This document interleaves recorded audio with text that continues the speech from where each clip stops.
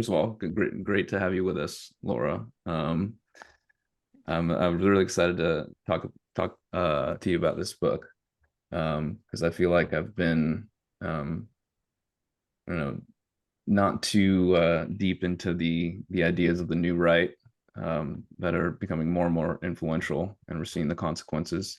But how did you come to be in a position to write this book about MAGA? Just a little bit of background leading up to this work. Sure. And thank you for having me. So it's kind of, the book isn't out yet. So it's, I mean, they're sort of coming out of the warehouse, trickling out, but it's not really out until November 4th. So, That's right. um, Let me say the title. It's Furious Minds: The Making of the MAGA New Right. Yeah, come. Thank you. Yeah, I've got a copy. I should have brought it to show you, but I forgot it at home. But anyway, all that is to say, I'm really excited to talk with you. I haven't talked with many people about it really, except my husband at length for years now. So it's fun to be here. And I mean, the book basically is just because I know nobody really, I mean, except you has read it probably. It's about sort of the 2016 to 2024 development of this movement, the intellectual movement behind Trumpism, right? So it's really trying to chronicle the key moments in that history that we all just lived through, that preceded what's going on now, profiling the central characters and articulate sort of articulating and analyzing the ideas, and just telling that story. And the reason I decided to write the book is because I come from intellectual circles that are sort of adjacent to some of the people who were at the foreground or the sort of avant-garde defenders of Trumpism. I have a PhD in political philosophy and studied with Straussians, so I'm sure we could get into that. But sort of conservative academics, not I didn't come from an especially politically active, background, and I'm not a conservative myself, but I kind of fell for the great books side of the conservative academic world. And so I sort of had access to just their mode of speech and some of the arguments they were making. And then, so that's what got me into thinking about this and writing about it. And then, I mean, I learned a lot too about American conservatism in writing the book. So that there was a lot I had to learn to write the book, but that's why I took it on. Why did you pursue a PhD in political philosophy? Well, I had some amazing professors as an undergraduate. I grew up in Western Canada and I went to the University of Alberta, and I was at the time studying, I didn't quite know what I wanted to do, but I loved political science, but I actually wanted to be a doctor at the time. I was kind of a save the world. I wanted to be a doctor in the developing country. Hmm. And so anyway, so I was still a little conflicted between the sciences and political science. And then I had these amazing professors in this required course I had to take in political philosophy, and I just totally fell hard for it, for the literature, for the philosophy. And I mean, I kind of make a joke in the book, I think, about being red pilled by Plato and these Straussian professors. And that did happen. It sort of was revelatory when you get to study with someone who takes some of those thinkers really seriously and as if they might have something to teach you. It can be really, really illuminating. And so it was that for me. I did an honor, I did a little honors degree at the U of A. I did a master's degree in political philosophy, and then I went and did my PhD at the University of Texas. Right on. All right, so I'm gonna go through some questions, but then we'll open it up for you guys to ask Laura questions about her work and what she's done investigating the ideas behind the new right. Um, so you say you're generally not a fan of the people you write about in the book. So recognizing that they are smart and well-informed thinkers and political actors doesn't mean you approve of them or admire them. But you say it's naive, even dangerous, to believe we have nothing to learn from the Chris Rufos or the Peter Thiels and the Curtis Yarvins of the world. Dismissing them as uninteresting betrays two flaws. You say we overestimating how immediately appealing liberalism is and underestimating how fragile it is. Well, why do you think people make the mistake of assuming almost everyone likes liberalism, like at least at first and find it immediately appealing, and that liberalism is fairly sturdy as a set of ideas and cultural norms. Yeah, I mean, there's so many reasons why. That's a good question. It might be kind of. So the question is, why do we take liberalism for granted? Is that sort of, and why we assume it's why we. Sorry, I got distracted by the part where you're saying some of the other things you quoted me saying. But so the question is, I mean, I think that it goes back a lot to the kind of what liberalism is, and is that the basic gist of your question there, Brian? Just so yeah, I mean, you recognize that we have these, we can learn from these people, Yeah, even though we might radically disagree with them, yeah, and the yeah, exactly, like dismissing them out of hand, thinking that they're not very smart, hmm, is kind of comes in tandem with this overestimation of liberalism. yeah, We're really yeah, confident in liberalism, and we don't need to question it or consider yeah, ideas of people who oppose it. yeah. Okay, so let me just talk a little bit about all of that. So I think that, I, as you note, I try to give these thinkers a really fair shake, right? While also being very critical, and so it's sort of like a tight walk rope, because I don't want to legitimate a lot of what is going on here, but I think that a big problem we have, and that I've faced since I started writing about these people, which was in about 2018, is that liberals, and I count myself among them, find it really hard to imagine that there are serious ideas behind Trumpism. And I understand that, right? Trump is his own strange character. I don't think he's especially ideological or philosophical. And I don't mean to, I mean, the guy's obviously got some real smarts in some capacity or another. But I think what has happened is a lot of people who are really smart have kind of got on the bandwagon, and I still see a lot of liberals um, just joke about, or not even take that possibility seriously, right? That there could be seriously intelligent people with some really good reasons for supporting Trump. And I think that there's so many problems with that. But one of them is just, I mean, there's a lot going on. A lot of people think that it's just sort of greed and grifting that's happening there, or just racism that's driving people, including the smartest people.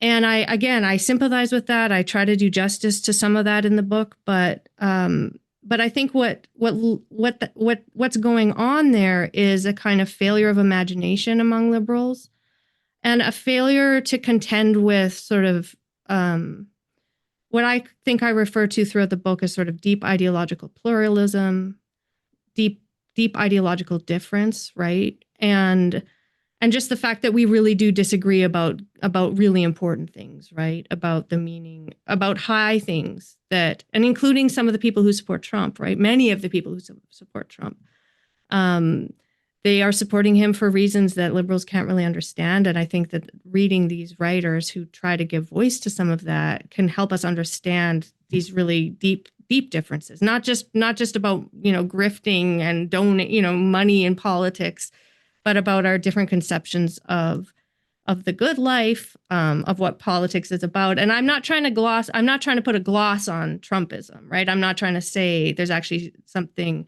that I agree with that's serious, but there are some really serious people who are pretty smart, who have given voice to some of these things that I think are deeply illiberal and I disagree with, and I think are very bad. But I think we have to take that seriously, especially as liberals, because not because we're moral relativists, not because we agree with these ideas, but because it's silly to think that they don't have power, right? It's silly to think that they're, and that they don't have some legitimacy in many instances. So that's kind of what I was getting at. I mean, we could talk again. I'm sort of trained in political theory, not in liberal political theory, but we could talk about some of the specific vulnerabilities of liberalism that I think they're exploiting, which has to do with our sort of caginess about morality and values as such, and sort of talking about the prehistory of liberal democracy, and that I do find very interesting. But I will we'll conclude get my to answer. There's my yeah. That hopefully I sort of answered your question. excellent. Yeah, and before we arrive at the contemporary issues and personalities that populate and animate the MAGA ideological sphere, I'd like to begin at the bottom, so to speak, so we can have a clear view of the historical and intellectual terrain that we're gonna cross here, of American right-wing politics. So a good place to start might be with Leo Strauss. You write that he has had an indelible impact on conservative intellectual discourse for decades, and his legacy is palpable in the New Right movement, especially with its emphasis on the American founding, culture, and higher education. So who was Leo Strauss? Yeah, so Leo Strauss was a German intellectual who left Germany before the Second World War, sort of in the interwar period. He was a philosopher and had studied with famous professors in Germany, and then fled the Nazis, basically. And he went to England first, and then came to the United States, and built up a pretty, impressive career at various institutions, and had a pretty enormous following. So it within different circles of academia. And he is sort of well known for, you could say, discovering or rediscovering the tradition of esoteric writing in philosophy. And that's kind of controversial, but less and less so, I think. I mean, I think that the idea is that the great philosophers of the past wrote in a very multi-layered, complicated way that was rhetorically powerful and meant to kind of engage registers of different kinds with different audiences. So, Plato wrote dialogues, and there was sort of a surface teaching. If you're going to put it crudely, there's a surface teaching for the kind of the public, and then there are sort of secret messages sort of laced throughout for the people who are studying it or reading it more carefully. But that's kind of the crude version of it. I mean, you can get more. It's more just that, writers are constantly, and philosophy is sort of a dangerous activity that is constantly questioning the authority of people in power. And so writers will take care to not maybe speak as frankly as they might otherwise. There are a lot of different reasons they might do that. So Strauss read all these ancient books and some modern philosophy also, and wrote treatises about them, and then I think was quite an amazing teacher, and sort of uncovered these different parts of the tradition, and developed a following. And so he had students who had then had students, and it became kind of a cultish thing in the American Academy and in conservative academia. And he had some very influential students. So Alan Bloom, you probably have heard of. I mean, you have Harry Jaffe, I write quite a bit about in the book. And the reason Strauss features so much in my book is because that's my way into it, because I studied with all these Straussians for a long time. And so I think that sometimes his impact on actual American politics is overstated, because, during the Iraq War, there were a lot of rumors about all the neocons being Straussians and a secret Straussian cabal controlling Washington. And I don't mean to say that there wasn't any truth to that. There was, right? But I don't think it had much to do with Strauss necessarily. It had to do with the fact that he was teaching, at very elite institutions and having impact because of that. What was captivating or interesting about his views on the American founding and culture and higher education that his students wanted to kind of carry the torch and pass on? Well, I think Strauss was a pretty impressive sort of diagnostician of modernity, right? And understanding what the American he didn't write a lot about the American founding, but he kind of understood what it is, like what modern life, what modern liberalism is, what Locke and Hobbes and Rousseau, Francis Bacon, what all these people had put into motion. and contrasted that with ancient philosophy and then with the kind of medieval and theocratic regimes that preceded all of that. So he had this extremely broad view of history and what all of that meant. And when he wrote about modernity and in contrast with the ancient world, he was able to kind of diagnose the problems and the tragedies of it, and also sort of the ideological pitfalls that we've fallen into. And he was especially writing from the interwar period and sort of post World War II, seeing sort of nihilism as this huge specter haunting us. There's the problems of meaning in modernity, and so Strauss was just a really, really wonderful articulator of some of the modern malaise and that kind of thing. And so he gave voice to a lot of that, but he also, I think, was quite careful to talk about the American founding, or at least his students did. I don't read sort of Strauss's lectures and stuff closely enough to really have a super fine-tuned understanding of what he would have said about the American founding, but a lot of his students, and I think, thinking back to political philosophers like Machiavelli and other thinkers that are really interested in foundings, Strauss and his students thought a lot about the American founding, what made it significant historically, and different from other kinds of foundings. And some of his students, and we could talk about where this is heading, right, with like the Claremont Institute and some of the people who are now having quite a bit of impact. Some of his students, especially this one fellow, Harry Jaffa, kind of his work inspired the Claremont Institute. Yeah, it inspired the Claremont Institute, and he was just really gung-ho about the American founding. And so was Strauss. I mean, there are a lot of good reasons to be really sort of impassioned and obsessed with the American founding, because it is a very unusual historical unfolding, right? But Strauss's students really sort of took a lot of Strauss's interests in foundings, antiquity versus modernity, and all kinds of little Straussian issues, and then turned the American founding into this kind of perfect moment, world historical moment that was the best possible. They call it the best possible regime, and they think it resolved all of these eternal philosophical problems with politics. So they became, So there's this kind of, I'll stop for a minute. So he inspired the Claremont Institute, and the Claremont Institute has produced alumni like the New York Times' Ross Douthat and Ben Shapiro. He worked on Barry Goldwater's campaign, wrote a big speech for him, and was a big fan of Abraham Lincoln, and wrote about him as a deeply wise philosopher, statesman, and, as you said, would argue that the American system, or at least as the founders established it, was more or less perfect. Buckley said that if you think arguing with Jaffa is hard, try agreeing with him. It's impossible. So how has Jaffa helped to shape the evolution of right-wing politics in the U.S.? So I spend quite a bit of time in the book, in the early chapters, on Jaffa, because he's this sort of singular character, big personality, really a fighter, right? And he wrote a wonderful book about Abraham Lincoln that kind of was a classic in history that historians really respect, and it was about the Lincoln-Douglas debates, and it sort of elevated Lincoln in a way that wasn't popular at the time among historians, and made him into this sort of philosopher statesman.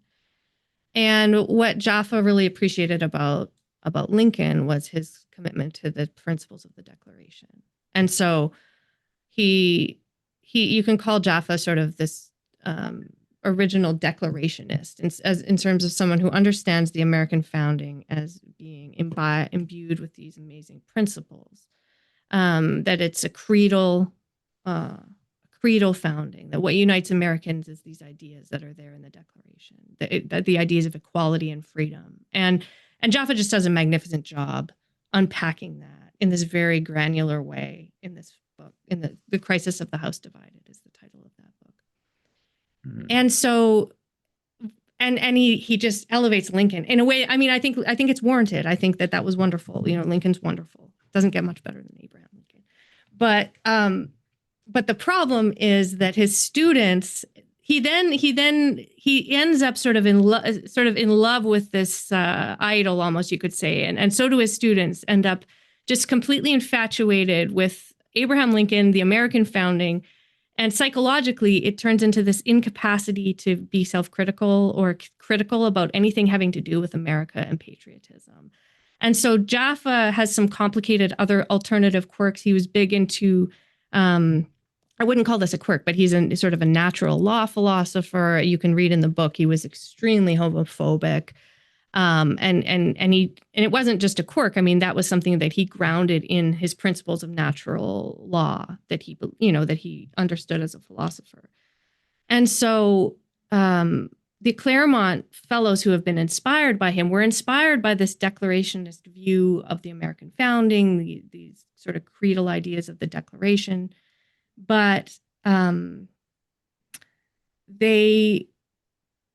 they also sort of became, I think, unable to see, or they were so attached to that vision of the American founding that any deviation from it became sort of like an evil, right? And so I think that Jaffa himself, Straussians all argue, well, would Jaffa have gone along with the Claremonters to this point? Would they have been, in fact, would he have loved Donald Trump? Would he have gotten on the Trump train?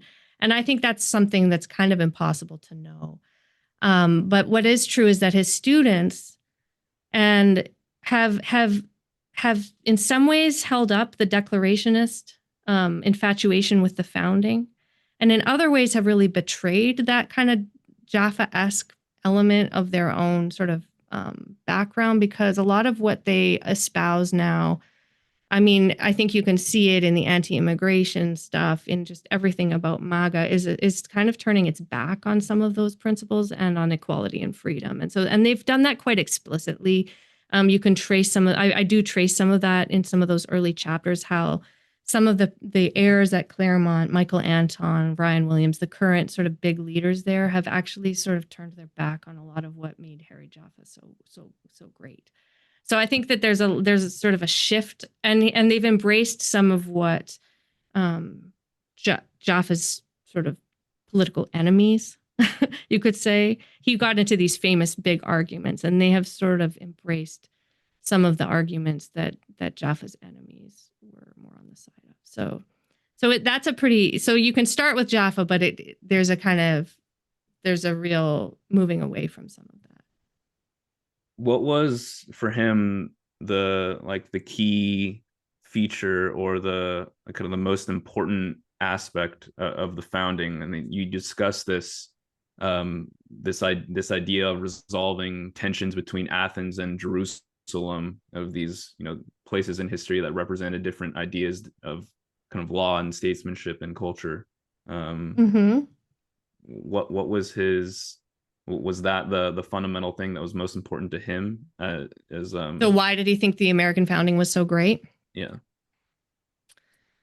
So he thought that the American founders had managed to combine the ancient interest in virtue and virtue ethics. If you know anything about ancient philosophy, right there, Aristotle argued that the purpose of the regime is to cultivate virtue and to have virtuous citizens, and that includes freedom, but it's kind of a virtuous republican outlook. So Jaffa thought that the American founding included that, as well as the political forms that would allow for freedom in the way that we sort of liberals would understand it. So in terms of just, separation of powers, the Bill of Rights, that kind of thing. So, but the really important thing for Jaffa was that it wasn't just a regime ordered towards security, which is how sort of a lot of other Straussians would understand the modern regimes. For Jaffa, it also involved this virtue ethics, you could say. Okay. But the other thing he thought it did was because he really saw sort of morality and virtue and the cultivation of virtue, and so did some of the founders. Obviously, think this was important. There's a famous quote from John Adams. Thought that the founding involved a kind of return to virtue ethics. So it wasn't a massive departure from antiquity. It involved not just sort of these modern forms, but also this ancient concern for virtue. I talk a little bit in the book also about how he understood the the American founding as resolving the tension that Straussians will talk about between Athens and Jerusalem, so that there's kind of a religious element there as well. Jaffa thought that the Establishment Clause that allows for religious freedom ultimately served religious piety in a way and religious faith. And that's not that controversial an argument in some ways, because his idea was that by having freedom to pursue different denomination, different versions of Christianity and different religions, that facilitated people's religious formation, right? Because it wasn't just one religion or one, especially sort of one version of Christianity dictating everything, that there would be that freedom, and that ultimately that would allow kind of flourishing of morality. So that's kind of a twist and a complicated thing. I think that ultimately it wasn't a very open understanding of the Establishment Clause. I think you could also see the Establishment Clause as allowing for religious pluralism, but Jaffa's vision of what is a proper morality is quite narrow. So there's all of these different things going in, but the main thing is that he saw it as a kind of virtue-seeking regime. So that's kind of the big Straussian picture, that there's this it's infused with this sort of moral and ethical dimension. And I think a lot of the Straussians still find that very attractive. A lot of the people, including in the Trump world today, see that as very important. One of Jaffa's big targets was his fellow Straussian Alan Bloom, who you mentioned earlier. And he had a really surprisingly popular book come out in 1987 titled The Closing of the American Mind. I picked that book up for the first time actually in 2013, right after I graduated. I studied philosophy too. Okay. I knew of Bloom because his translation of Plato's Republic is a kind of standard text. And I remember being unable to put the book down. Really riveting to read. Yeah. And like the things he criticized, like moral and cultural relativism among like young people and college students of the day. How they seem to have little interest or like serious passion in pursuing life's big questions. I felt like that resonated with me a little bit, like just looking at my friends and their friends and just seeing what they were interested in, what they wanted to spend time on. And it still seems to be relevant today. I saw in September from a post on X that the University of Austin had incoming freshmen read Bloom's book to understand what the purpose of a university is. Really? Yeah. And then Catherine Boyle, who's a general partner at the Silicon Valley venture capital firm A16Z, replied to that saying the book is still on point except for the chapters on popular music. What do you think Alan Bloom would make of the New Right if he were still with us today? Man, that's a great question. I have also wondered that. I think I reread it in 2018 or so, also because I had dabbled in it, but I don't know that I ever read the whole thing through when I was a grad student or like when I was younger. So I read it again, and I don't know what he would think. I think I don't think he would be that surprised about the New Right. I think he would have a lot of. I think he would have a lot of contempt and disdain for a lot of it. I don't think he would like a lot of it. He wouldn't even call himself a conservative, excuse me, back in the 80s. So I think he would have, I don't think he would be surprised, but I don't think he would be a fan of it. But it's hard to say. I mean, Bloom was his own sort of idiosyncratic person, right? And when I read that book, I thought it was so weird, though I also agree it's a good read. It's fascinating. And there's a lot of stuff that I agree with, especially about the university. I'm very interested to hear that it resonated with you you say 2013 or so. Yeah. I would like to know more broadly whether it resonates with people, if they, young people who happen upon it somehow, because I know it did with me. Yeah, It really, I mean, to the extent that I read about, but I was also just sort of imbibing that whole world. It wasn't just Alan Bloom, it was like that whole world. And so that all, like all of the stuff about the relativism and the passionless undergraduates who didn't care about meaning, that's what hooked me on all of this stuff.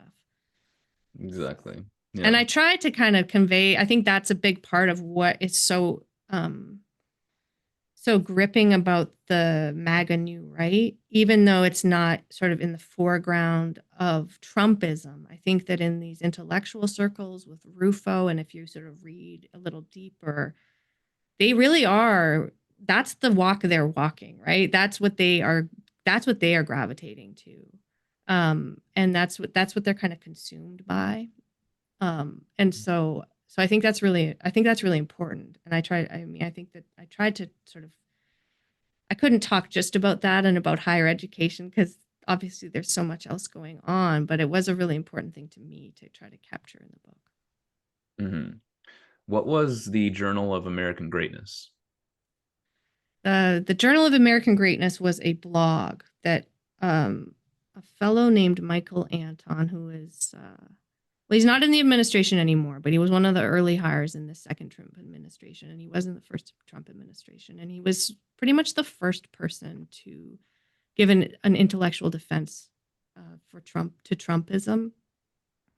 And he started this blog pseudonymously with a few other people, including Gladden Papin and another fellow named Julius Krein in 2016, quite early, I think in like February or March. And they wrote like 125 posts about why conservatives should get behind Trump.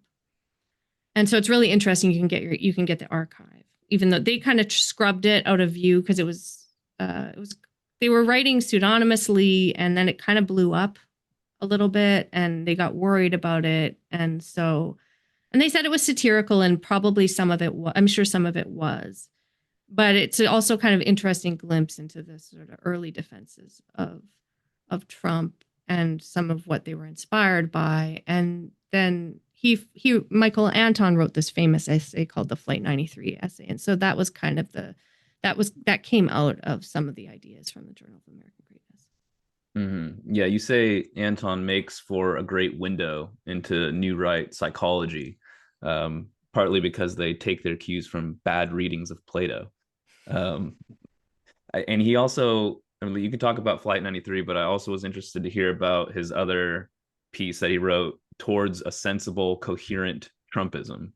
How did he go about making the case that Trumpism, maybe let's define that too, could be sensible and coherent? Yeah, and so toward a sensible, coherent Trumpism was one of these big posts from the Journal of American Greatness that he wrote up, and I think he tried to publish it with the Claremont Review of Books before the Flight 93, but they didn't accept it. So Charles Kessler said in an interview later that he refused to publish that. And it's a little grittier than the Flight 93, which is a pretty abrasive text. So, but it's also sort of what you see in the Journal of American Greatness. It's sort of no holds barred. They're just going to say what they think, and there's not really much of an effort to filter anything. Anton's definition of Trumpism, which I think appeared, I know it was in the Flight 93, it might have been in both, was secure borders, nationalist economics, and an America First foreign policy. So that was kind of his definition of the essence of Trumpism. And what I found so interesting in reading through the Journal of American Greatness and in the Flight 93 essay and in some of what these same people have subsequently written was just how they were tapped into these older strains of conservatism in the United States that go back many, many decades and kind of keep reappearing. And so you can go back to something called the old right, which is sort of the isolationist, small, like limited government right of the early 20th century. And then you can go through to like Pat Buchanan, right, and the Tea Party later. But there's this sort of basically a far right pulse in American conservatism that Anton was really tapping into, and so were these other writers.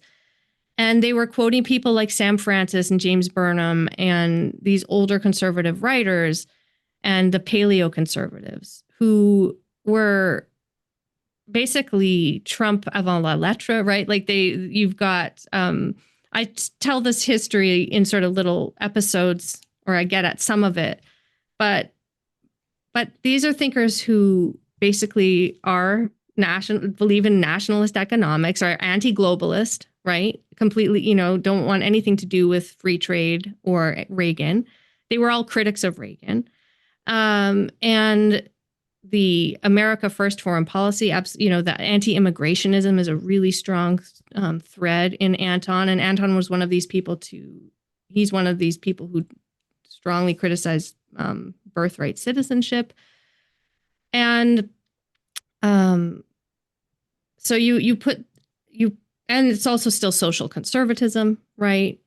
And the America First foreign policy, you kind of put all of that together, and it's what they were tapping into was something, the right-wing populism that has been sort of just constantly a presence on the right.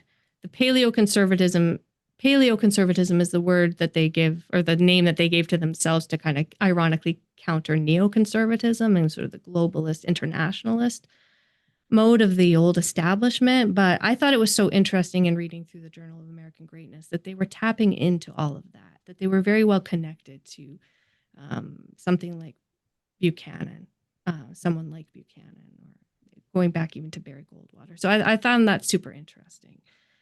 That they weren't just inventing they weren't just, and Trump wasn't just inventing something new. They were tapping into these very consistent, basically traditions on the American right. Traditions that had been kind of latent and there for tapping into, but kind of remained under the current until the big moment in 2016 when and they were festering. I think that in hindsight we can see how much they were festering, right? And you can read historians talk about the end of the Cold War, and the paleoconservatives had a lot more to say, and there was all this uncertainty. The Cold War had kind of kept things under wraps, had kept what we call fusionism, sort of the Reagan fusion of liberal economics, global, internationalism and foreign policy, and social conservatism. That had sort of been kept together through the pressures of the Cold War. That's sort of the basic account. And then the Cold War ended, and you have all this ferment, and that coalition starts to unravel, and you get these other voices coming back, and with a vengeance, really. And then you have 9/11, you have the financial crisis. You can see in the writings of Jag how the wars in the Middle East hugely affected these individual people, like Julius Krein, who writes about visiting, I think as a consultant, visiting Afghanistan and just being sort of bowled over by how everything they had been told about what was going on in Afghanistan was a total lie, right? That he saw it with his own eyes, that things were not going well. And so Trump was the one who was one of the people who articulated that. And I think that a lot of people really appreciated that about Trump. What did the Jag writers think the true or main task of Trumpism was?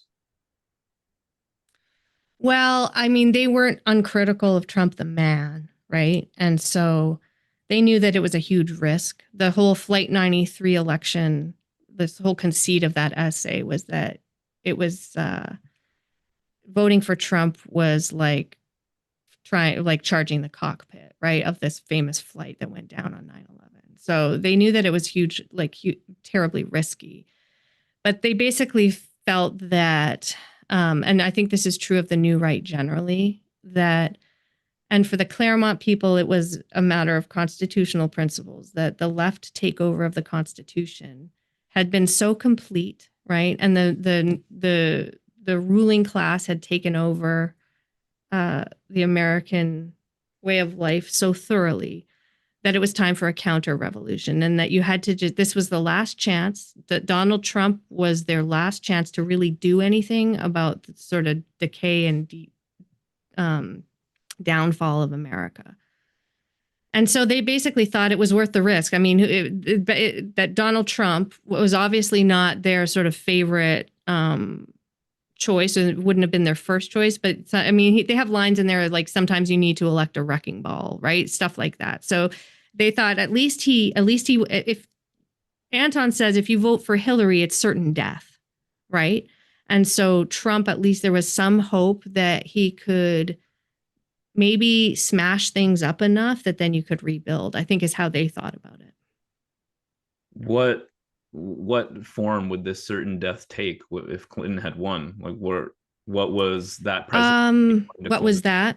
It was sort of basically a totalizing tyranny of wokeness. I mean, they didn't have the language of wokeness then, but I think I find it quite ludicrous, but I think they thought that the institutions, Tocqueville talks about soft despotism, right? Where you have these orthodoxies that take over the democratic mind. So there's this total agreement and everybody submits to that without even really knowing that they're submitting to public opinion. So and they basically felt that had happened, has happened. And so total control over the minds of everybody is how they sort of think about the American regime pre-Trump. And the danger of Hillary was that would just become fully entrenched. They talk about the administrative state, right? This huge bureaucracy that is unaccountable, unelected, and doesn't have the best interests of Americans at heart. I could go down the list, but it's that kind of thing. And also just, I think these writers, whether they have their real finger on the pulse of what's actually going on in America is another question. But I think they have, and probably do have some genuine economic concerns with the fall of the middle class, right? The struggles of ordinary working people. They see that people are really struggling, and I think they're trying to give voice to that, or they think they're giving voice to that, and they feel that Trump is giving voice to that. Hmm. What have the writers of the Journal of American Greatness been up to since? What happened to that journal? So they sort of shut that journal down and scrubbed it from the internet in the spring of 2016, and then they took different paths. So Anton started a website called American Greatness, and then he was appointed in the first Trump administration as the NSA advisor. And he didn't last super long. It was about a year or two, I think. And then he was, and in the course of that, he was exposed as the Flight 93 author. So there was some controversy there, but he's since then been quite proactive as sort of a MAGA intellectual. Gladden Papin went also, he's part of, and was even then part of something called the post-liberal movement, or it was called it's Catholic integralism. So he's part of this whole other part of the Trumpy new right that is sort of one of the other factions. And he got involved with that part of it. I think he's probably, I don't know if he's still sort of friends with Mike Anton, but he ended up actually moving to, he wrote for these post-liberal blogs and was part of this Catholic faction, and has since moved to Hungary and is an advisor for a think tank, or the president of this think tank that works for Viktor Orban. So he's his whole other thing. And then Julius Krein, he started a journal also called it's called American Affairs. And he renounced Trump in 2017 after the Charlottesville murder of Heather Heyer and that whole episode. So he came out quite publicly against Trump. But he's still working, I think, in the policy world. So I think he's sort of turned towards policy and against some of the sort of more culture warring stuff that you see in the Journal of American Greatness. So through the first Trump presidency, the new right was maybe a little bit fragmented, still unsure of its identity. But you say that it took the January 6th attack on the Capitol to fully cohere the movement. And you said there's something paradoxical about that. Why do you think it was paradoxical, and why was it January 6th that cohered this movement? Yeah. So they talk. There are writers. I think it was an Atlantic writer who talked about the January 6th as the new lost cause, right? Referring to the old narrative about the South after the Civil War. And I think in my mind, what I thought would happen after January 6th, because many of these men were very much involved in January 6th, especially John Eastman of the Claremont Institute. And so he was right in there, basically giving the legal arguments to Mike Pence, trying to persuade Mike Pence. And he wrote these memos that are now sort of these infamous documents, trying to persuade Mike Pence that he had the right to stall the vote count and to not install Biden as president. Okay, so and a lot of these Claremont guys were writing a lot of propaganda on behalf of the idea that there was a Biden coup happening, right? That Biden was trying to steal the election. So they had all this stolen election. They were full on into that whole narrative and fueling that narrative. And so I sort of assumed, though, that after that failed, right, and after Trump failed to hold on to the office, that he failed to win the election, he failed to hold on to the office, January 6th failed. I sort of assumed that the movement as a whole would sort of peter out. And I think for a year or two, it started to. There were a lot of conservative voices who recognized what a shameful thing January 6th had been. Even the Claremont people, they didn't come full-throatedly to the defense of John Eastman. Some of them did, but it wasn't like the whole institute just got, resoundingly behind him. And then there was the congressional commission on January 6th. So Eastman was featured in that quite a bit. So I just thought I didn't think it would peter out completely, but I didn't think that Trump would be the candidate necessarily in 2024. And I thought that the intellectuals would probably turn around, just sort of try to sneak out the back a little bit and not continue, but that's not what happened. Some of these, instead, what we saw was they retreated to the states. There were moments, to try to pursue, I think, a Trumpy agenda at the state level with DeSantis, and then all over the country with these different policies that I try to track in some of those later chapters. You have the Rufo stuff with critical race theory. You have all these sort of efforts to kind of keep it all alive at the state level. And then they do double down on the January 6th thing as sort of a loyalty test. I think is a useful way to think about it. That I think they know it's a lie. I think they know that it's not true. But it becomes a lie that proves your loyalty to Trump. Trump seems to live, he lives to fight another day in the public sphere. And so they start organizing. The institutions also post January 6th really start falling for Trump and Trumpism and for these right-wing intellectuals. Before, we saw in the first administration, it was pretty ad hoc. It wasn't very well organized. But during the Biden administration, there's a real kind of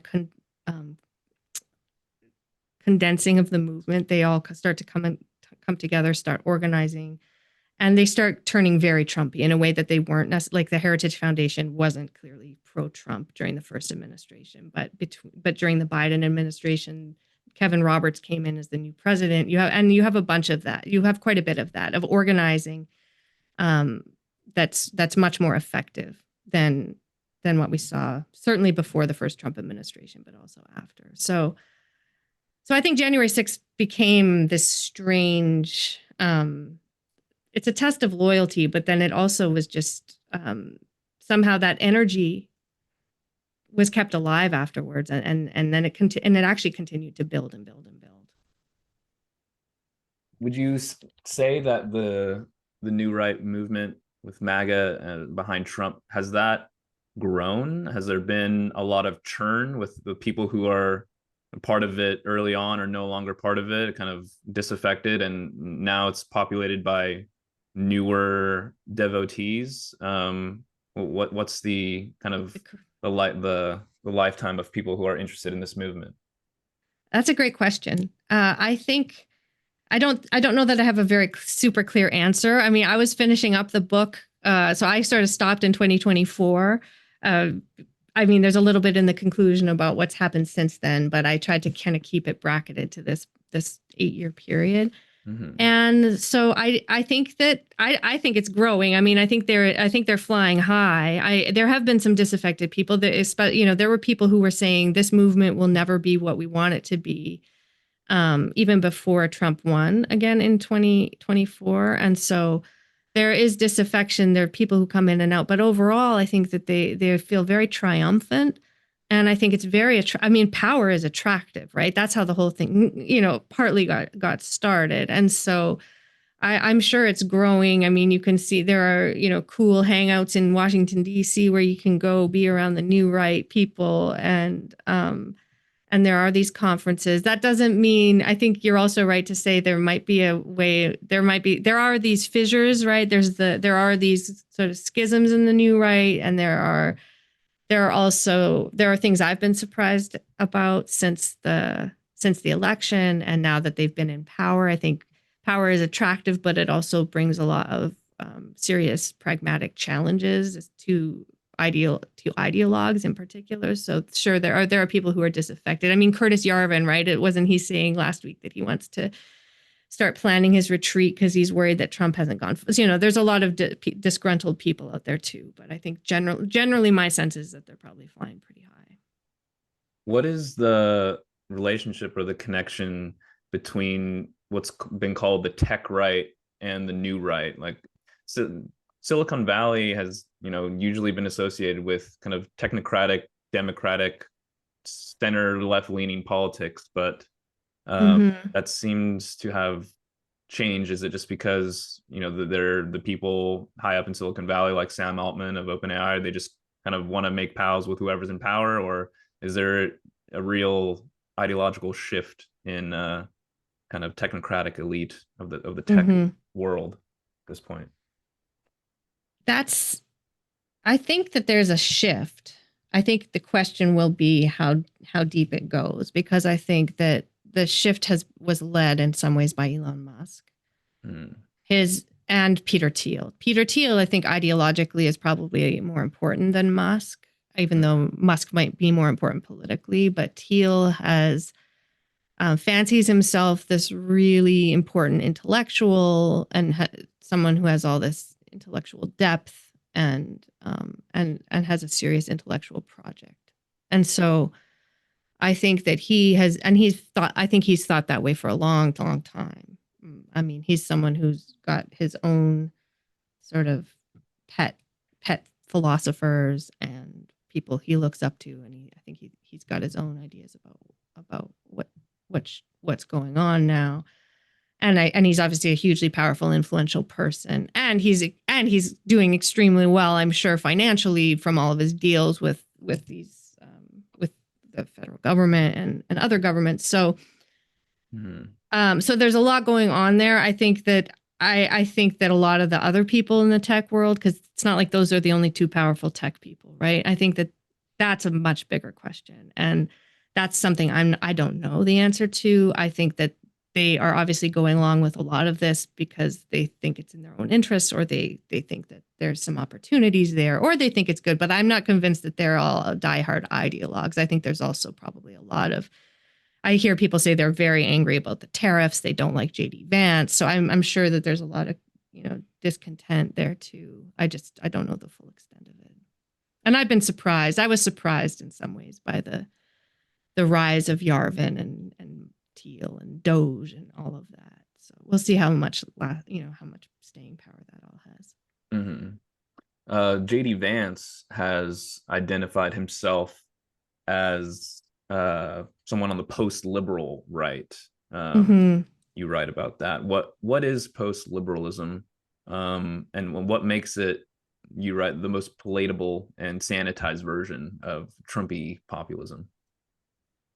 So post liberalism is, I think, connected to a few different thinkers who are sort of the most prestigious of the whole smattering of people I write about. There's Patrick Deneen, who wrote this book called Why Liberalism Failed, that was published in 2018, which is a book about how basically liberal democracy is bound to fail and has all of these built-in problems that that our society, to the extent that it is not sort of a wholesome culture and political world, it's because liberalism was bound to fail from the start because it's too individualistic, too focused on rights, and so a whole bunch of things like that. So Patrick Deneen writes this book, and out of that rises and some of his fellows and some other people who are writing. There are sort of different feeders into what we call post-liberalism.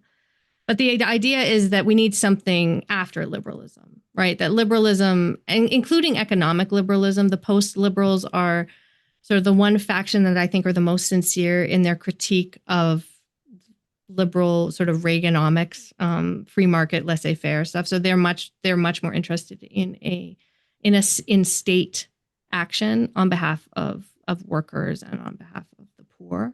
So there's and I should add here, that's largely because a lot of these thinkers are Catholic, and so they're very influenced by communitarian thinking, Catholic social thought. So the post-liberal,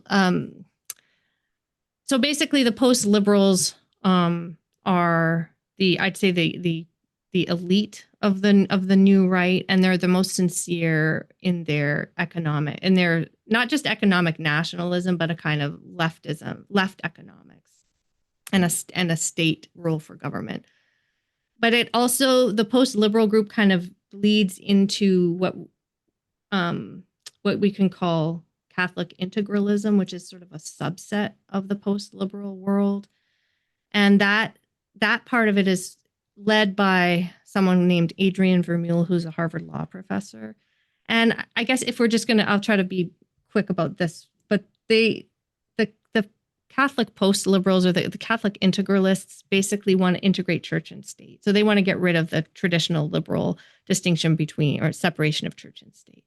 That's sort of long-winded. So there's a lot going on in the post-liberal, but there's just this sort of elite, highfalutin faction that have some very radical ideas and don't even pretend really to care about things like the American founding. I mean, that gets complicated, but they're sort of, it's almost like a theocratic vector in the new right. About why liberalism failed, you say it follows the contours closely of what Bloom argued in The Closing of the American Mind, except it expanded the argument to generally to society as opposed to like what's going wrong with universities. So tell us what Deneen's thesis was, a little bit more detail, and why you find it frustrating and bewildering. Sure. So Deneen's argument is that, well, I'll start with Bloom's argument was that we're sort of the closing of the American mind is happening because of openness. So it's sort of, again, this paradoxical argument that we've become so open to all different kinds of ideas that we become susceptible to relativism and to not really having meaning and to not really having passions, to not committing to anything. We become these wishy-washy, sort of lame actors. Deneen says that liberal individualism and openness have sort of meant that we are committed to ourselves as individuals. We are committed to sort of autonomy as our basic understanding of freedom. And also he talks about modernity as moderns being invested in sort of the conquest of nature and consumption. And what that means is that we don't know how to preserve community. We don't know how to preserve political connections. We don't know how to preserve groups and associations that give our lives meaning. And so it has this, all as a general rule, just the kind of he calls it the anthropology of liberalism, has the effect of just disintegrating the social bonds that unite us. And it has this disintegrative effect on society. And so we are lost, right? We are atomistic, right? And there's not, and we've lost our way.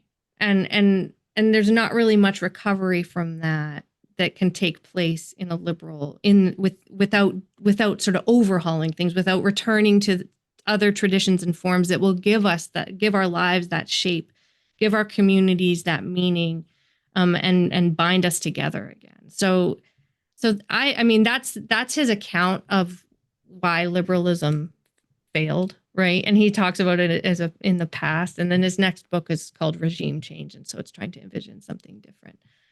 I find it frustrating because I don't think that's true about the origins of liberalism. I think that of course, there's a lot of course, liberalism has something to do with individual rights, but it also has to do with limiting government, right? Limiting the power of government. And Patrick Deneen doesn't have much to say about that.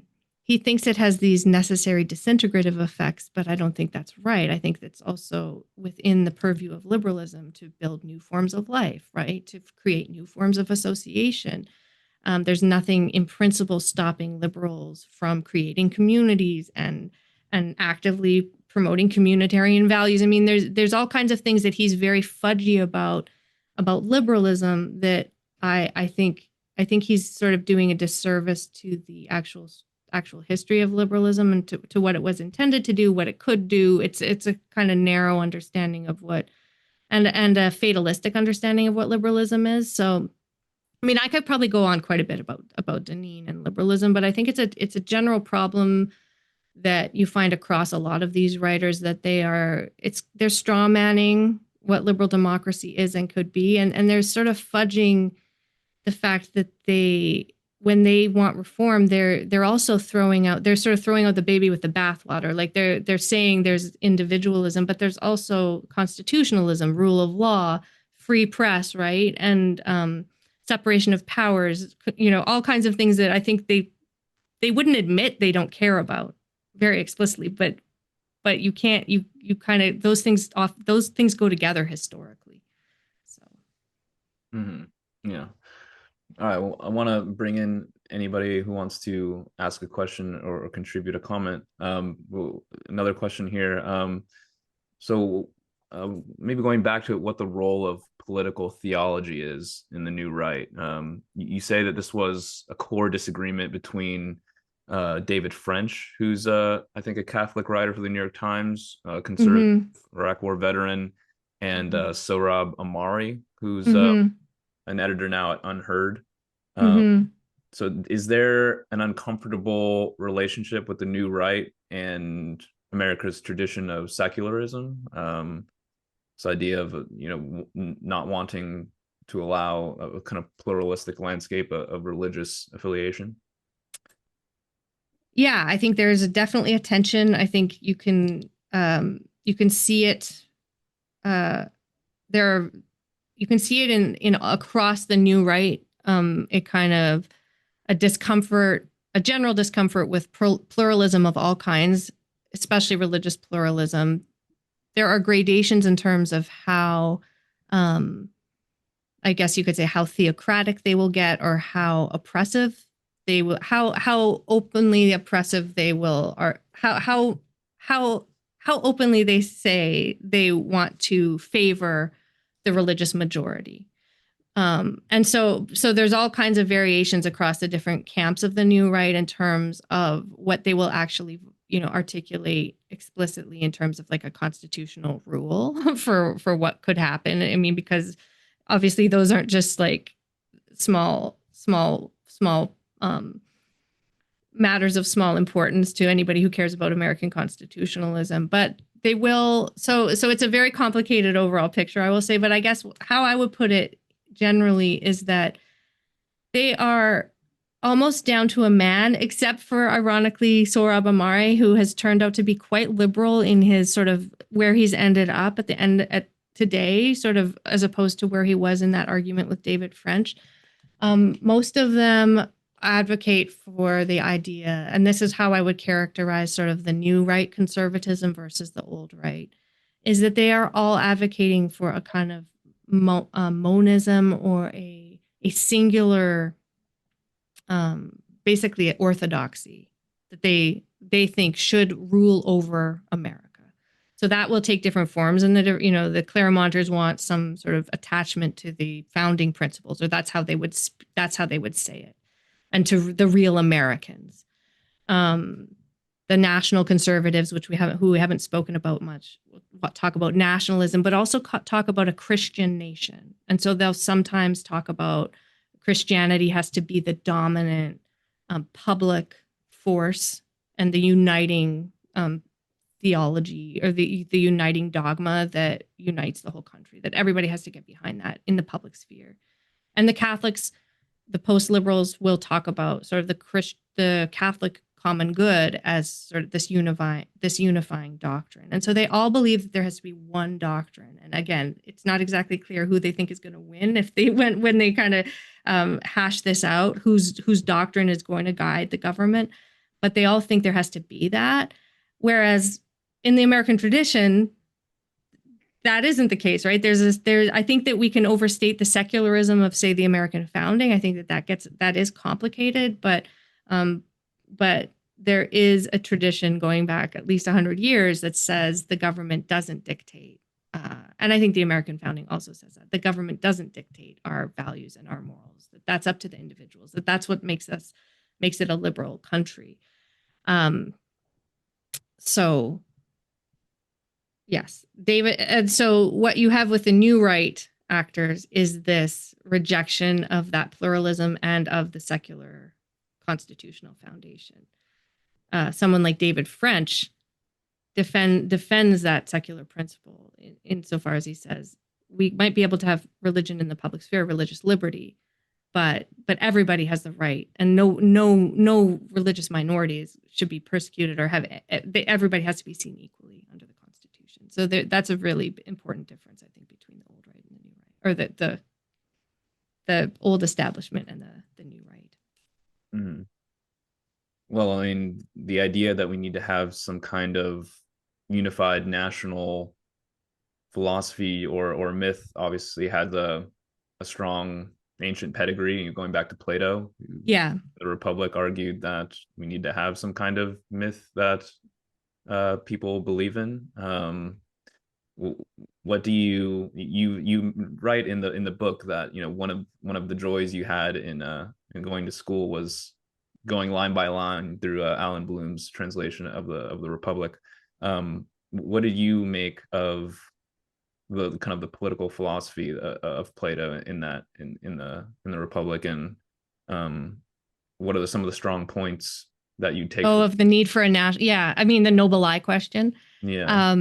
That's. I mean, it's a wonderful question, I think, and a true one. I mean, an important something we need to be direct about. I think the liberal world requires an attachment to truth and to freedom, right? And so I think that the idea of noble lies is pretty antiquated, right? And I get it, but I also think we need to have, that doesn't mean we don't need some agreement in our politics, and that we don't need to have some myth making and some aspirations and some perhaps poetry. But I think that the idea of noble lies is, I mean, maybe it's just because I do come from that Straussian world where I think, and a lot of the men that I wrote about, and I mean, they get infatuated with this idea that they're going to be the ones writing the noble lies, and they're going to be the puppeteers in the cave, and and I think that's just, to me at this point in my life, kind of repulsive, and I think it's just I don't think it makes much sense in the modern world. I think we're much safer if we aspire to truth, and we want truth to be part of what we're searching for in the public sphere. But again, truth involves aspirations, right? Truth. I think the Declaration of Independence is not a noble lie. It's a wonderful aspiration. And I believe that. Like, I'm not just saying that as a noble lie. I think that so we have to grapple with these things. We have to say what we believe truthfully. I'm for, musicals like Hamilton, I guess, that celebrate some of these things and can get at it. But I think that this infatuation with with noble lies, and I think you can kind of see it in some of the ways that these current Trump actors talk about the founding. They're really, it's propaganda. I mean, and I love the American founding. I love reading about it. I love Abraham Lincoln. But I also love reading critical studies about this stuff, right? And I think that in a modern society, you want that too. And so we are adults. We can deal with both, with all the different complexity of this, honestly.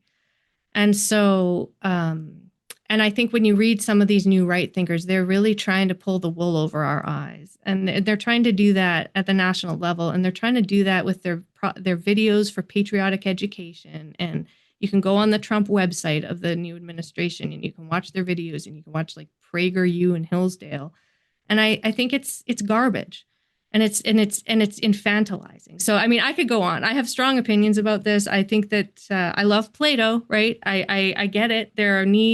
I could get behind some version of a poetizing forces in politics, but this idea that you need hard moral. I mean, maybe we just have to sit down and do a study group about the meaning of the noble lie in Plato, because I think on the one hand, it's just also a lot more complicated than the sort of cheapened way we can easily talk about it as a noble lie, right? Like, and I don't want to do that right now. I mean, but we could talk about what it means to have something that's elevating or that we would aspire to as in politics. So sorry, that's a long-winded answer. Anybody want to ask Laura a question about what we've been discussing? So yeah, thanks for doing this, Laura. I read your stuff for the Bulwark. Okay. Are you in where are you, DJ? I'm actually in Arkansas. Oh, no. Okay, you said so. Okay. I've lived all over, but right now, Yeah. but I grew up in the South in rural Georgia during the kind of the Reagan era, the Mm-hmm. 80s. And my parents were, especially my mom, I mean, she was on the state party board, very gung-ho Reaganite, you know. Yeah. But the thing I sort of noticed is, and my mom she was actually from the North. She was from Pennsylvania, and she was kind of a Goldwater type, you know, hands off, small Yeah. government, that kind of thing, not religious really. But what I noticed, I got to watch this transition happen, and my mom actually knew Newt Gingrich before he ran for Congress, you know. Wow. She was like a foot soldier in that whole Yeah. revolution. And what I noticed was, you know, we had the National Review and, you know, and Hayek and all that stuff in the House. But what people actually voted for had nothing to do with any of that stuff, right? Mm-hmm. Mm-hmm. Mostly racial backlash, right? Yeah. Yeah. Evangelical Christianity. Yeah. Anyway, the reason I bring it up, I think it's interesting, the sort of the Catholic integralism that you touched on. Mm-hmm. Pretty much all of the intellectual leaders, if you will, of this movement are Catholic. And all 6 of the Supreme Court justices are Catholic, right? Yeah. Of the conservative justices. And Mike Pence, he grew up evangelical. I'm sorry, he grew up Catholic and converted to evangelical. J.D. Vance grew up evangelical and converted to Catholic. Yeah. And I think this is sort of an understudied phenomenon. Yeah. Because the base of the party is evangelicals in the South, you know, Yeah. the Southern Baptists, the foot soldiers who actually go vote. I guess Charlie Kirk was kind of an outlier in that sense. But it just really strikes me that, like you said, the noble lie, I think the noble lie is that, you know, we Catholics who, you know, follow tradition that goes back 2,000 years can tell you sort of unwashed masses who just, you know, with your big trucks and Trump flags, what really matters when it comes to government. And I'm not sure there's actually a question there, but no, I mean, I think really noticed, you know. No, I think you're right. And I think there's 2 things at least there, which is that I think you're right that in the wash of politics, and one thing I think it's there in my overall, I'm not sure I put it so clearly in the book, but I think that one thing I want to highlight is how sort of radical and extreme these elites are and how disconnected they are from ordinary voters. And on the one hand, that means that maybe ordinary voters, it's just white backlash or whatever, or racial resentments, and that might be true. But I also think in a lot of ways, the voters are actually doing something much more wholesome than what these guys are doing, right? And I mean, just insofar as they're not paying attention to politics, they like Trump because of whatever Trump is, and they are and they watch a lot of Fox News, and so they also hate Democrats, and there are a lot of good reasons to hate Democrats, right? So that they get and so the voters are not necessarily at all bamboozled by these ideas that JD Vance loves, right? And so I think that's an important thing to just like sort of hit again and again, is that I think these guys are outliers, and that's what makes it very scary that they have so much power and clout right now. But I think it will hopefully also be their downfall, in that the more they get exposed, I don't think it will be especially popular. The more people really start to absorb and understand what's going on. I think you're right about a lot of these people being Catholic. I don't know exactly how to parse that. And in my work, I follow the thread of the Catholic integralism and sort of weave that in through the different factions I talk about. And then I have a concluding chapter where I talk about Christian nationalism more generally.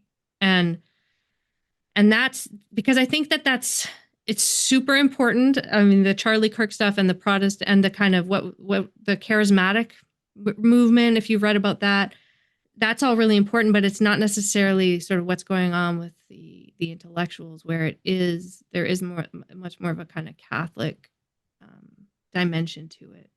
So I think that sometimes that the stuff about the Supreme Court justices being Catholic gets overstated, just because I think that some of those actors are still, I think, probably just more influenced by originalism and the Federalist Society stuff. I think that's actually a really important cleavage still on the right, that I don't think the Supreme Court is totally captured by the more radical stuff that I write about. So I think it's important to keep some of that stuff distinct, but it's certainly important. Yeah, I think they're not as captured, although I think Alito is probably pretty much on board with most of it. Yeah. The thing is, a real black pill moment for me was realizing, I mean, I think the youngest Supreme Court justice is Amy Coney Barrett, and I think she's like 50, right? Yeah. Everyone else is older than that. The conservatives, they all still watch Fox News every night, right? That's their demographic, right? Yeah. They're and watching TikTok. So I think they are probably frequently as radicalized as anyone else when it comes to that. Mm-hmm. Mm-hmm. Yeah, I'm not sure. And it might just be wishful thinking on my part. Do you see any of the Catholic elites in our government and our just public service? Do they seem to be influenced or pay attention or take any cue from what's happening in the Vatican? Is that a significant factor, or they kind of act politically more or less independently? The people I write about? Yeah. Those are, I think they're quite careful with, some of them are quite careful with how they write about, with how they deal with the Vatican. And so they might have been kind of, they're pretty savvy and not coming out too forcefully. There are these different groups of Catholics with a lot of clout in the country. And so I think probably some of the more politically engaged activist types, who aren't necessarily the intellectuals or who aren't necessarily sort of the ones at the forefront of the kind of in my book, but have a lot more clout historically, like the Opus Dei. There's this book called they're all kinds of very sort of prolific actors in the Catholic world who have a lot of influence. And I think that they are more vocal oftentimes in their opposition to Francis And I think the new pope, I don't really know. I think they're probably a little bit critical of, but the people I write about are quite a bit more careful to not really go there and to kind of I think they are doing some very radical things, but they are more careful with how they deal with the Vatican. And so it's there are these subtleties that yeah, Bill Barr is Catholic. Kevin Roberts is Catholic, who is the head of the Heritage Foundation. John Eastman. I mean, we could list it, but I don't always see that as foremost in what they're talking about and how they're operating. But I mean, it's hard without having access and talking with them.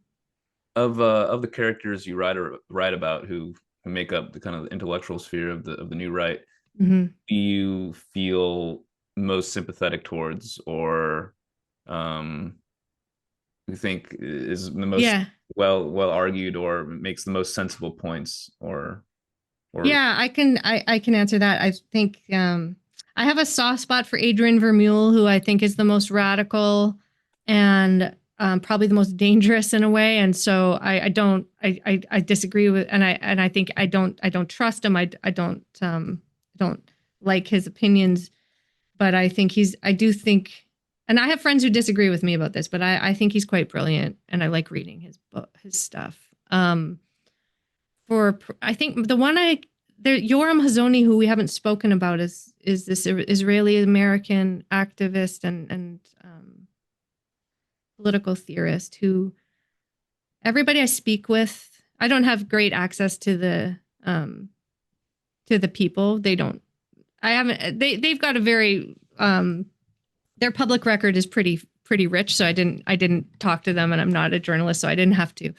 But everyone I talk to who is connected to this world just speaks so highly of Yoram Hazony. And I've gone to these conferences and I've seen him speak, and he has a real decency about him.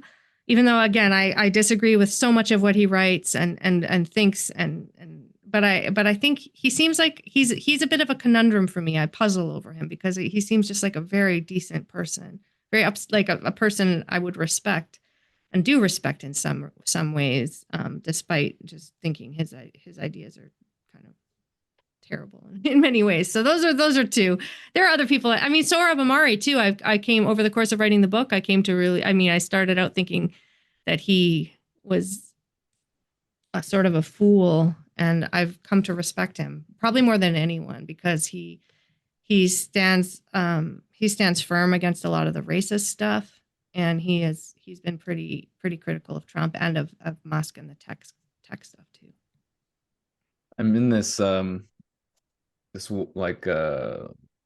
it's kind of like a WhatsApp group, but it's on Signal. It's on a platform. Started by an acquaintance of mine who, he announces to the group whenever he's coming to the Bay Area from Austin, where he lives.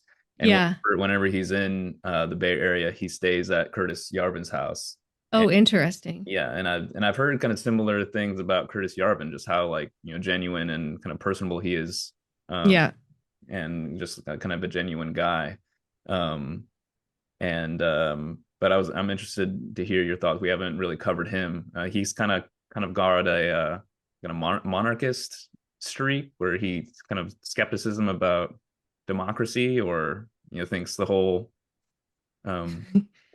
revolution against the crown maybe wasn't a good idea. What's his place in the new right? That's right. I mean, profiled recently in the New Yorker as well. Yeah, there have been a lot of profiles about him. I didn't give him his own chapter.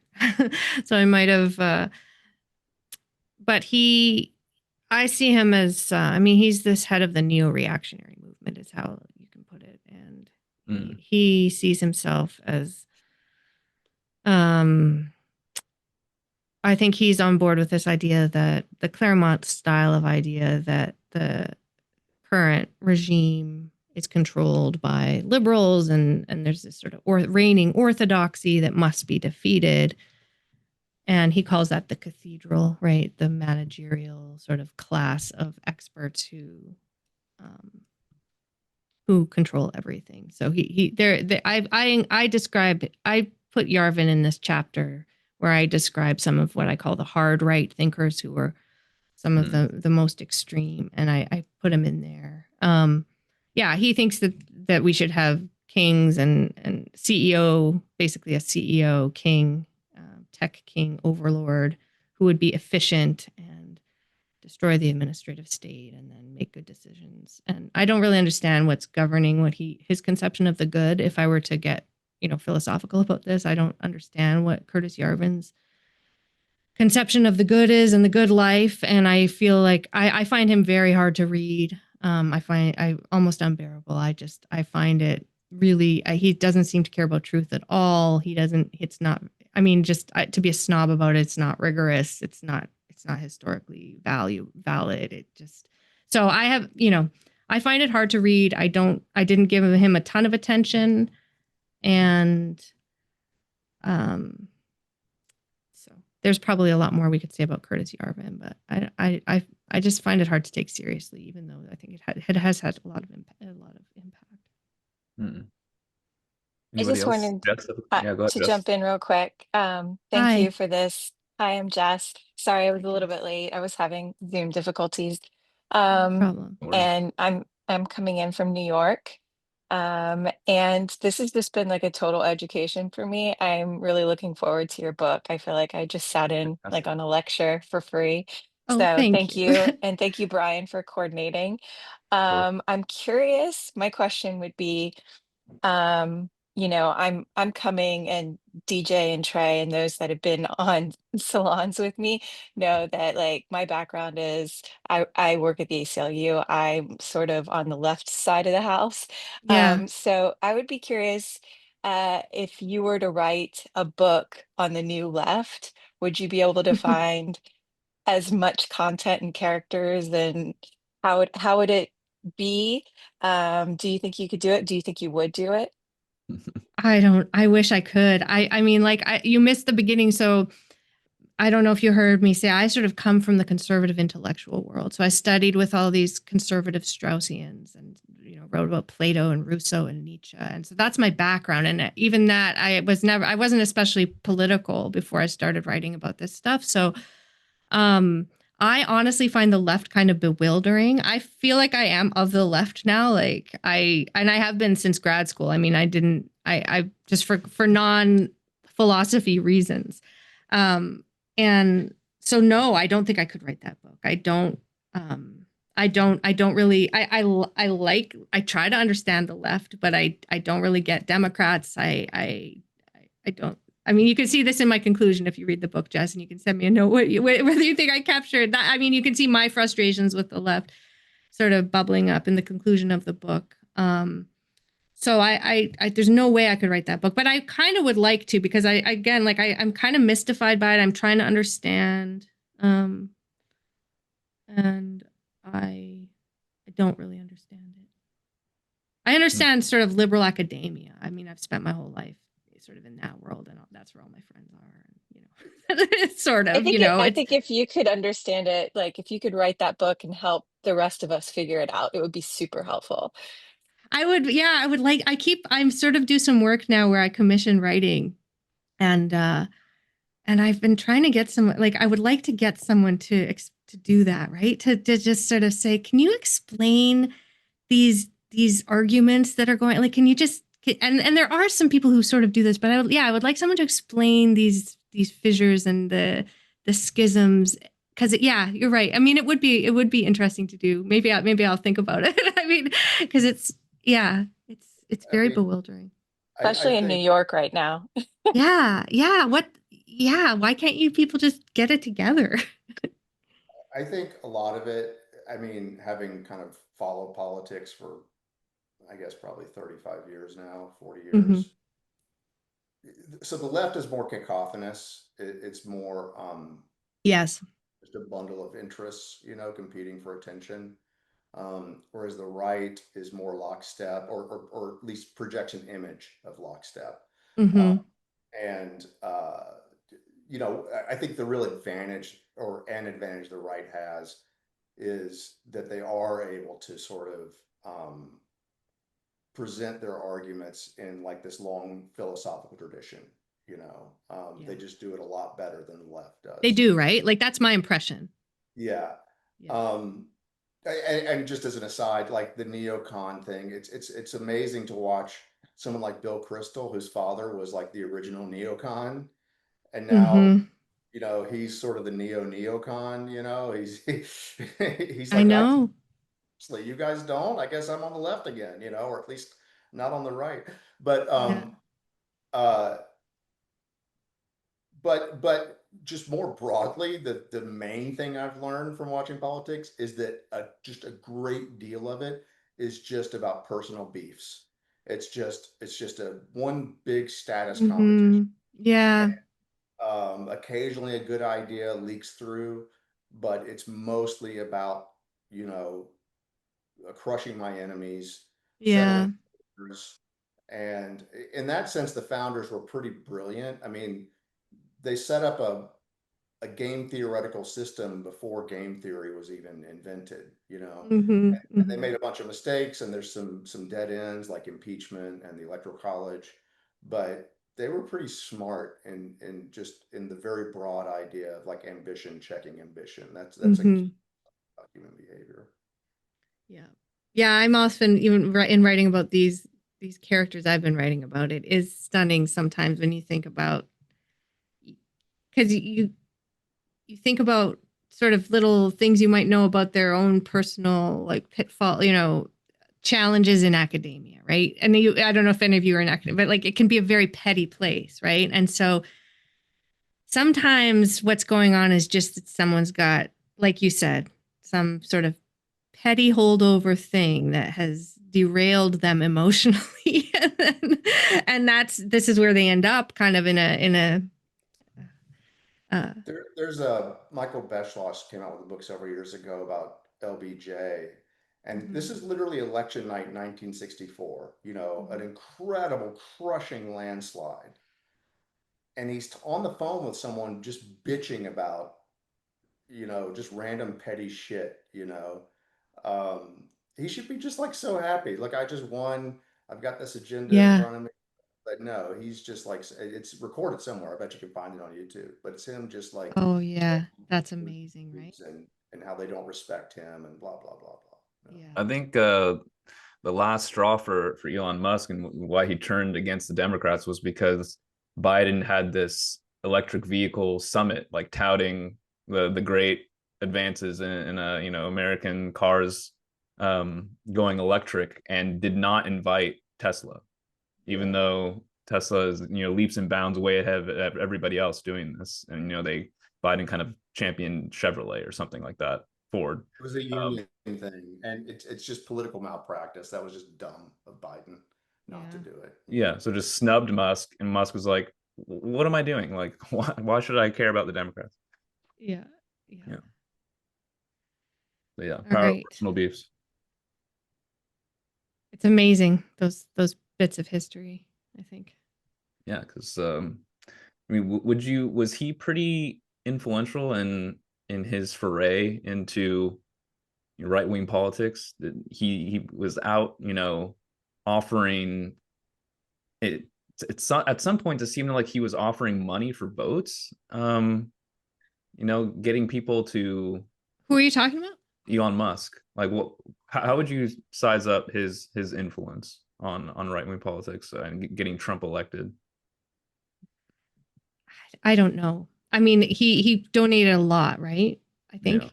And I think sort of psychologically the purchase of Twitter and then the constant tweeting about it all has an enormous power.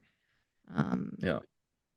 I I just wasn't able to follow that stuff as closely because at least because I was busy finishing the book and it wasn't sort of part of the it was I mean it's in there at the end, but that was very surprising to me. I think that's kind of a but that seems to me like a bit of a sort of historical twist that's kind of unaccountable, that it happened and is weird. I mean, it's not Yeah. totally unaccountable. He's good. I think he's still kind of good friends with T, although they have these disputes too. And he's his own strange character with his weird priorities and his space stuff. And Mm. Has I mean, he was seemed to be much more involved when he gave a speech at the Republican convention. has his influence receded a little bit? Has he kind of changed gears in how much he wants to contribute to politics, or is he still a prominent figure in the new right and where it's headed? I honestly just don't fully know the answer to that. I mean, I think there were these very public breaks. I mean, I know people who sort of think that was put on or what. I mean, I don't think that. I think he still hasn't just an enormous amount of power politically, and it's all still just sort of fluid and uncertain. But I honestly just haven't had the time. I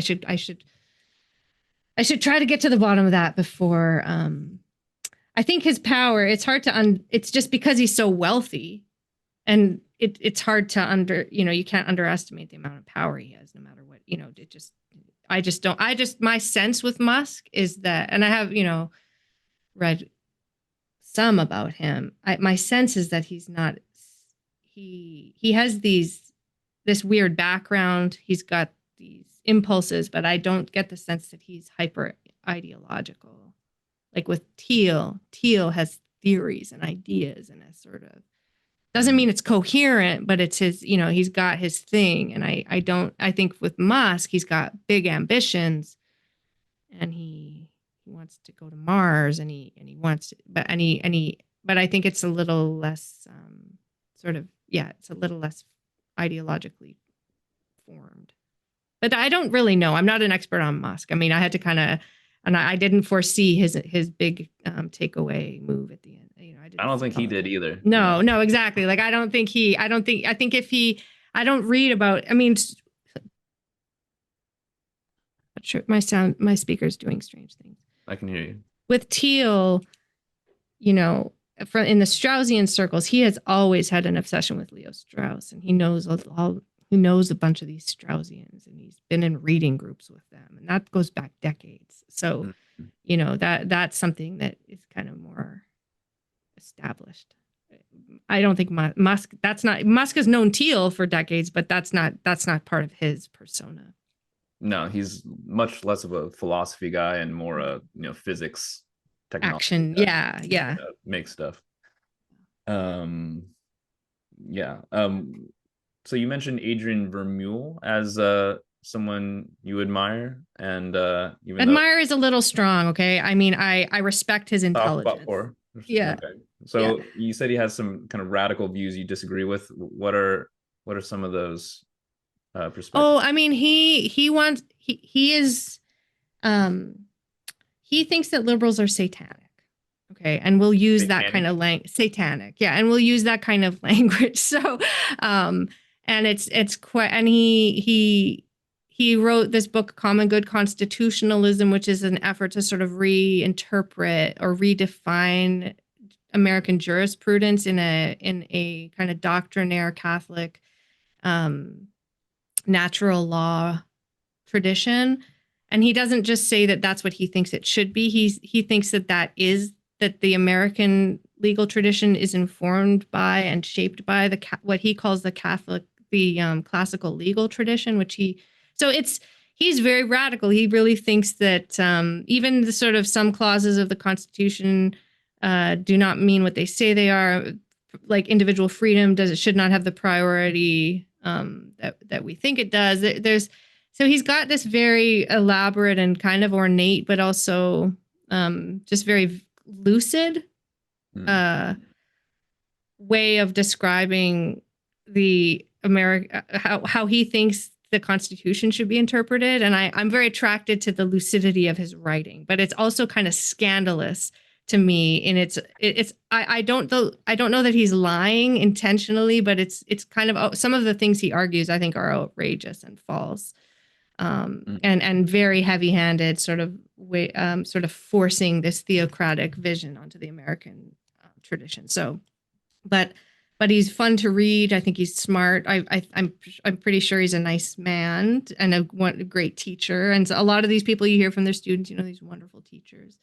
But very worrisome. I mean, he's also a big fan of Carl Schmitt and makes fun of people who's this basically a Nazi legal thinker.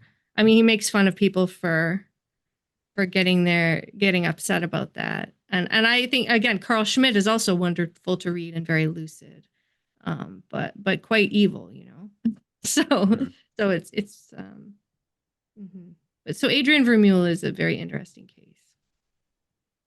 So, close to wrapping up here. Some closing thoughts. What do you think is the future of the new right? What's how do you think that's shaping up with the ongoing presidency? Where do you think the new right, the next candidate for the Republican Party will come from the new right or have kind of new right inspired ideas? Do you think they'll be politically potent going forward, or is another faction of the right wing world going to have more influence? I think so. I think they're going to be powerful. I can't really see them petering out anytime soon.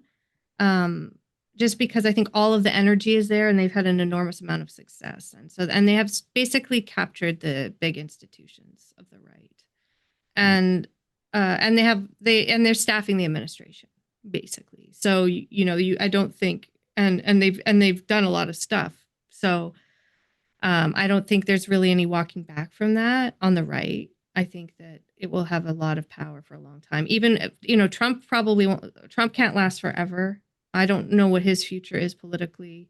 I think that a lot of what's going on is really unpopular, and they tend to underestimate the amount of pushback they're going to get. I mean, and I don't know. I mean, I'm a little disappointed by the amount of pushback. It doesn't seem like there's quite enough going on, but I think that I think people have taken their time. People, Democrats and everyone have been kind of shocked about I think what's happening, and so it's taking time to kind of find their footing.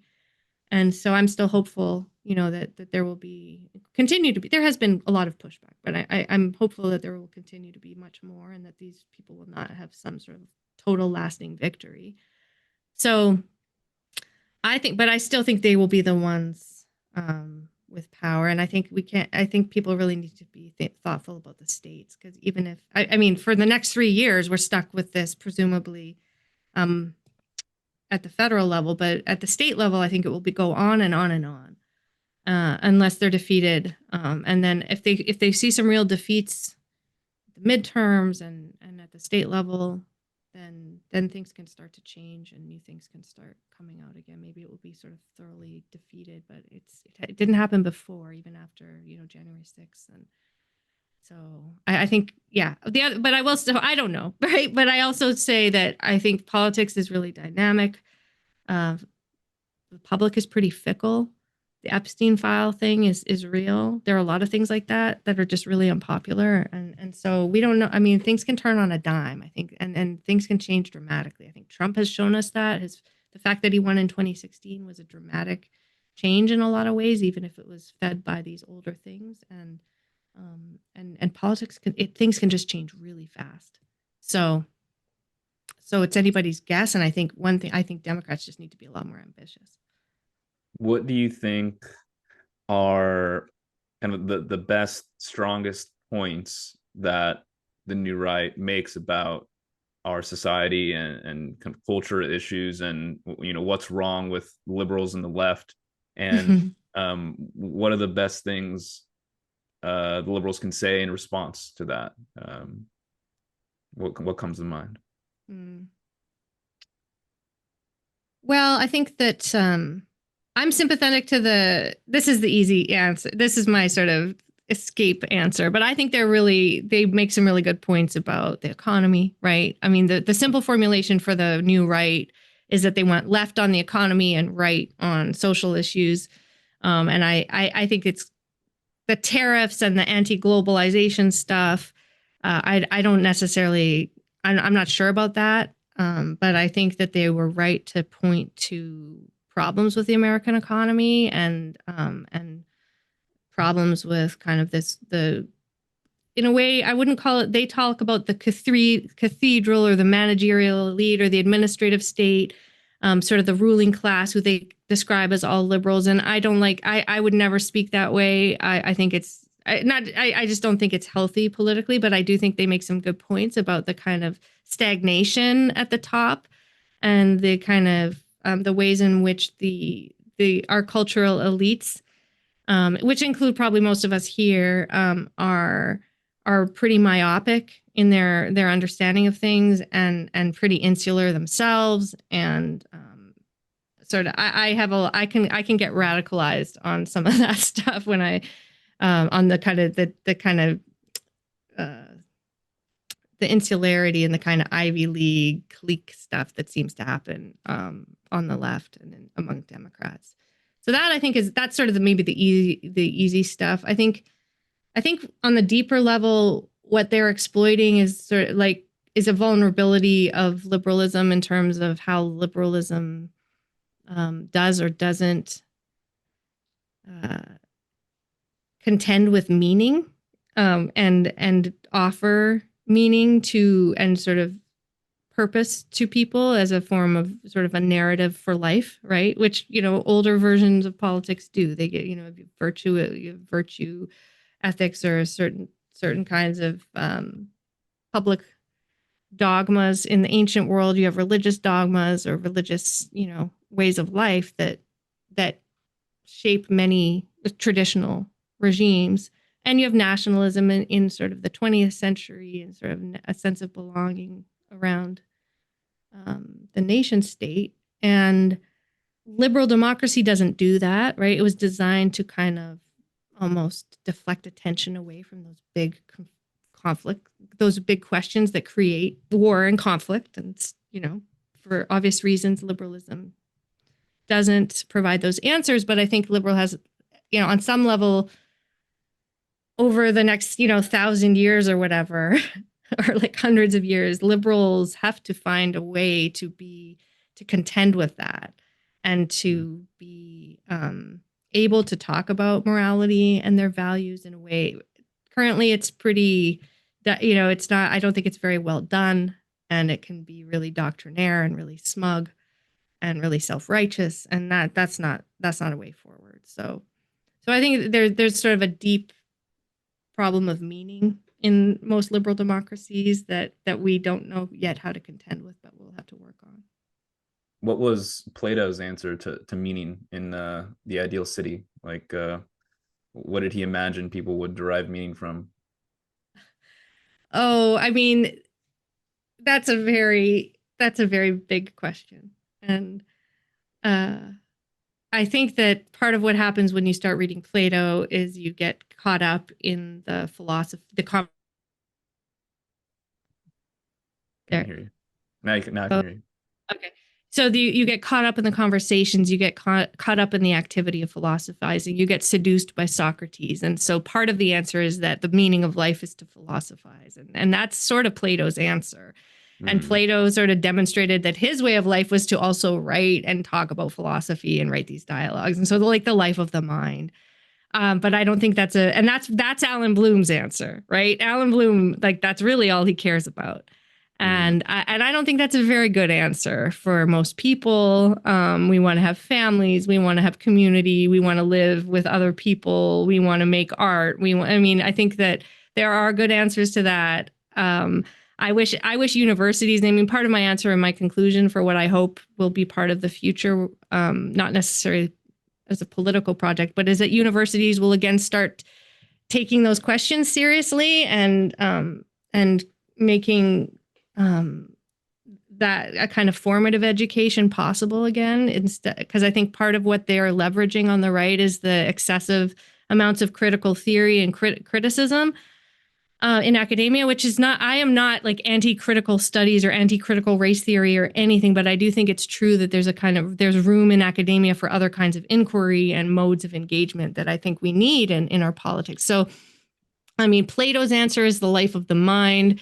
There are all kinds of, devout people who think communion with God is the answer to the meaning of life. My answer is very different from both of those answers, but it, be a combination of different things. And I think as liberals, we get to make those decisions, right? We get to figure those things out for ourselves, but we got to be exposed to different possibilities. And I don't think that our particular way of life in America right now is very good at exposing us sort of thoughtfully to the different possibilities and the different ways of being. And we don't cultivate that in our communities very, very deliberately. So So I don't know. I mean, what do you think? I don't think Plato's answer is going to do it for us. I mean, unless we get very esoteric and think about, the creative arts that he was obviously engaged in.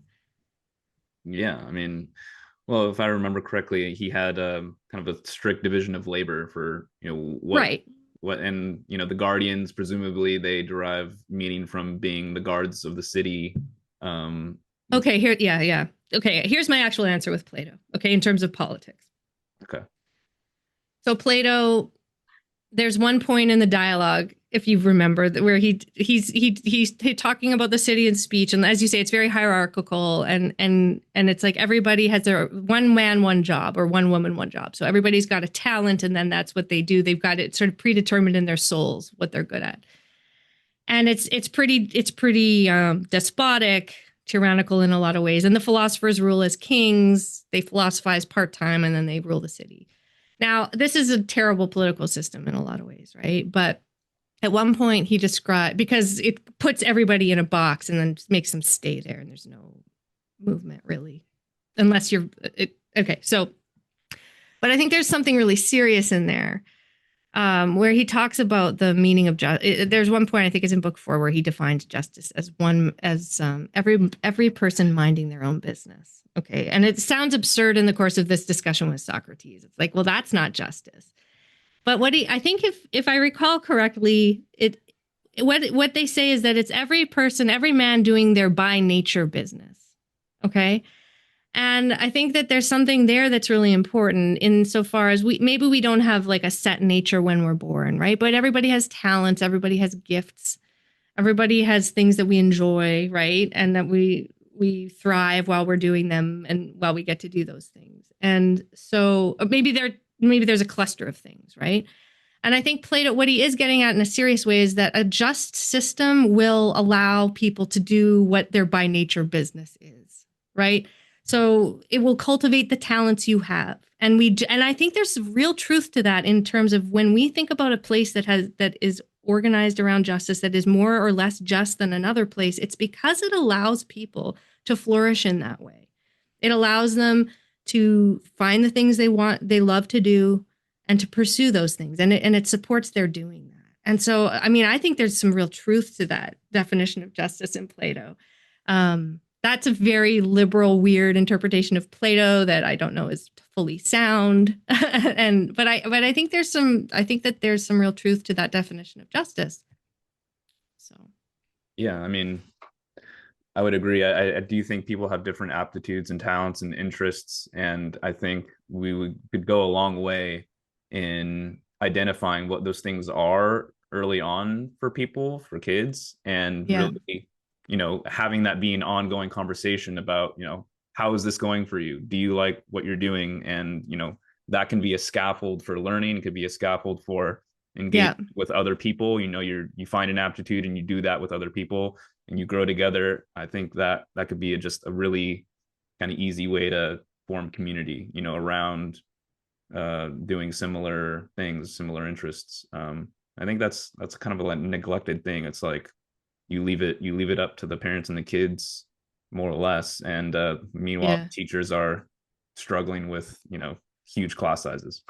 Oh, totally. And you got this question, Jess, about the system. I mean, in my system, Plato just, it's all predetermined, and it's determined by the kind of metal that you have in your soul, according to it's very, very absurd kind of. But in I mean, I think that that's what a good system would facilitate, that would provide the foundations for people to get to explore different things and to have their basic needs met. I mean, maybe not met, but to at least have the opportunity to, I mean, maybe met. I mean, I'm not socialist. So maybe that's the new, I think so too. Maybe.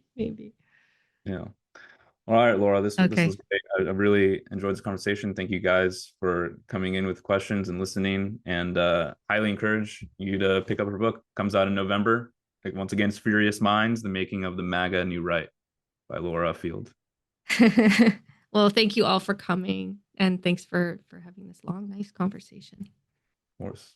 All right, everybody enjoy the night or the day or wherever you guys are at. Thanks, everybody. Good night. All right.